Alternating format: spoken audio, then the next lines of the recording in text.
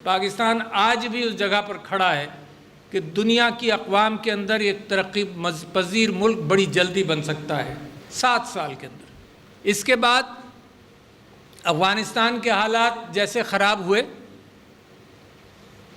تو پاکستان نے دہشت گردی کا مقابلہ کیا، اور وہ واحد ملک ہے، اگر پاکستان کے آپ مغرب میں دیکھیں تو جو حال مشرق وسطیٰ کا کیا گیا اور جہاں دہشت گردی کی وجہ سے تباہی ہوئی، پاکستان نے ایک دیوار کھینچی اور پاکستان نے اس کے اندر تقریباً 1 لاکھ جانوں کی قربانیاں اور 150 ارب ڈالر کا نقصان برداشت کیا، مگر جیت کر نکلا اس کے اندر سے۔ یہ اللہ کا احسان ہے، اور میں خراج تحسین پیش کرنا چاہتا ہوں اپنی افواج کو، اپنی پولیس کو، اپنے معاشرے کو، اپنے لوگوں کو جنہوں نے دنیا کے اندر یہ مثال قائم کی۔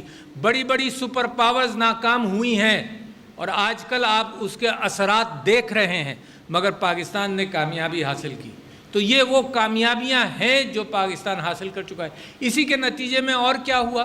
اس کے نتیجے میں یہ ہوا کہ 35 لاکھ افغان مہاجرین پاکستان آئے اور پاکستان نے ان کو پناہ دی، کسی کے اوپر احسان نہیں کیا، اپنی اخلاقیات اور اپنی اقدار کا مظاہرہ کیا، اپنے آپ کو مضبوط کیا اخلاقی اعتبار سے۔ وہ قومیں جو اپنے آپ کو یہ کہتی ہیں کہ یہ ہیومن رائٹس کی بادشاہ ہے، ان کا بھی آپ نے حال دیکھا۔ ان کے مقابلے میں پاکستان کا آپ مقابلہ کریں، ہر مقابلہ اس بات پر نہیں ہوتا کہ کون کتنا پیسہ بناتا ہے، اخلاقیات کی بنیاد پر قومیں بنتی ہیں۔